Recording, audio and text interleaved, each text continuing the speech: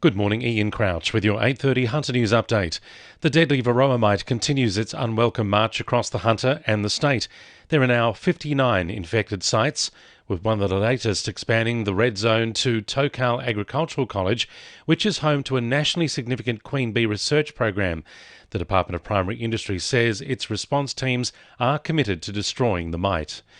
The Ukrainian president will address staff and students at the University of Newcastle this afternoon in a special joint broadcast with the Australian National University. Vladimir Zelensky will also take questions from the audience via video link from Kiev.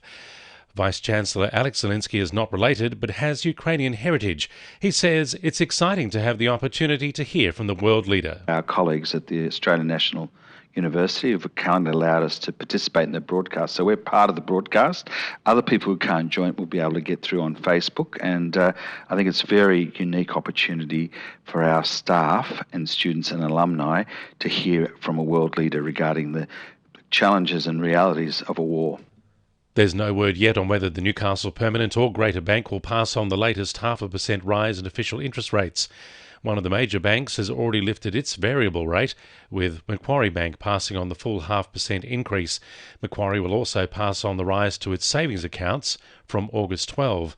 It was the central bank's fourth consecutive rise. It means repayments on an $800,000 mortgage have risen by $770 a month this year.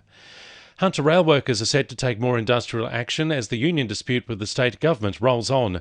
From next week until the end of the month, staff will engage in various protest actions, including leaving station gates open, not handing out fines and cautions, and a ban on cleaners using vacuums and scrubbing machines. Workers will also strike between 10 a.m. and 4 p.m. on Tuesday, August 23. It's a continuation of the stoush between the Rail, Tram and Bus Union and the government over the safety of Korean-built intercity trains. A gold coin donation is the only price Karura residents now have to pay to get transported into their local village centre.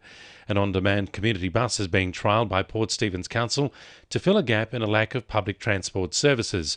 Strategy and Environmental Section Manager Brock Lamont says the service will benefit residents. We're out talking to the community about the Karura Place Plan that's just recently been adopted by Council. Two of the key actions that came out of the Place Plan was talking about access to neighbourhood amenities and access to public transport services around Karura. Obviously, being a smaller centre, it doesn't have as frequent public transport services as some other centres. Some students at Ashton Field Public School are back to learning from home this morning. The school issued a statement yesterday saying a number of teachers have contracted COVID-19 and are on sick leave. It means 73 students in 3 Year 4 classes will learn from home for the rest of this week. All other classes at the school are continuing with face-to-face lessons as usual. 2NURFM Sport. Newcastle swimmer Abby Harkin missed out on a medal overnight, coming fifth in the 100 metres breaststroke final at the Commonwealth Games in Birmingham. More Hunter athletes are in action on day 5 of the Games, with Raymond Terrace lawn bowler Natasha Van Eldik having 2 events in the women's triples. Newcastle Olympic couldn't come away with the win in the tight clash with Melbourne City in their Australia Cup round of 32 clash last night.